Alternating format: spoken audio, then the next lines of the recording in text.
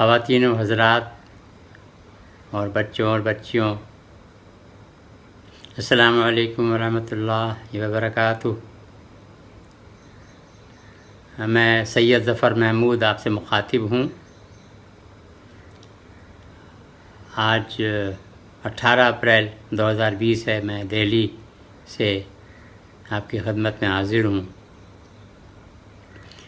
آج کا جو عنوان ہے ہماری گفتگو کا، وہ ہے کہ اپریل 2020 سے شروع ہو کر کے اب ہمارا کیا ایجنڈا ہونا چاہیے۔ اس وقت اپریل 2020 میں ہم ہندوستانی مسلمانوں کو تسلیم کرنا ہوگا کہ ہمارا ملک ہمارے لیے تیزی سے بدل رہا ہے۔ مستقبل کی ملی نسلوں کی زندگی بہتر بنانے کے لیے ہمیں فی الوقت بڑی سمجھداری و مصلحت سے کام لینا ہوگا۔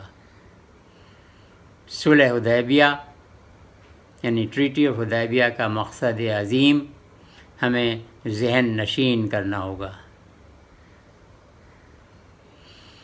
چند برس کے لیے ہمیں باز اندازی یعنی ریٹریٹ یعنی پیچھے ہٹنا، اس سے کام لینا ہوگا۔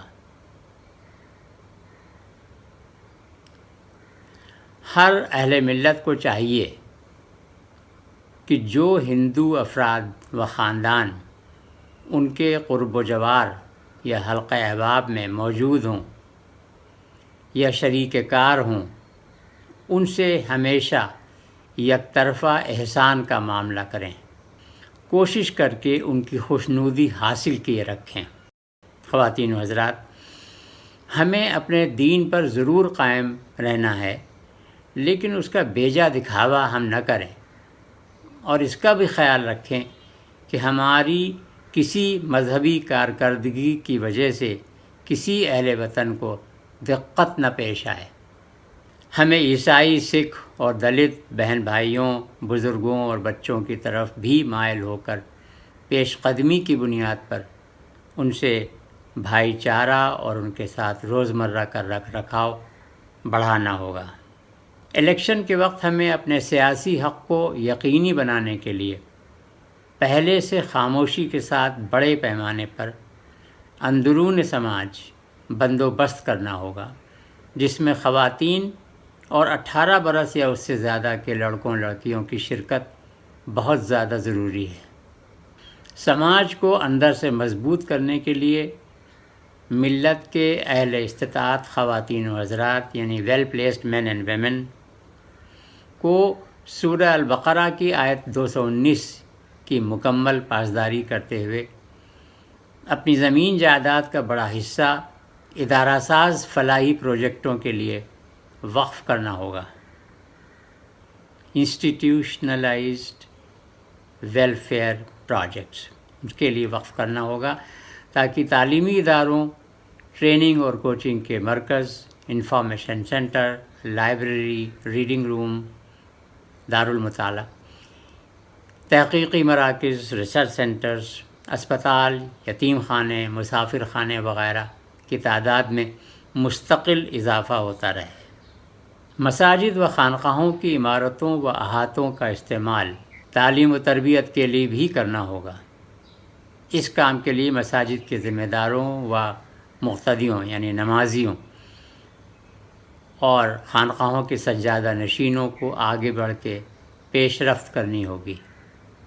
ملت کی تعلیم یافتہ نوجوان لڑکوں اور لڑکیوں کو سرکاری دفتروں، پولیس، عدالتوں و فوج میں تعینات کروانے کے لیے دور اندیش اجتماعی اقدامات کرنے ہوں گے۔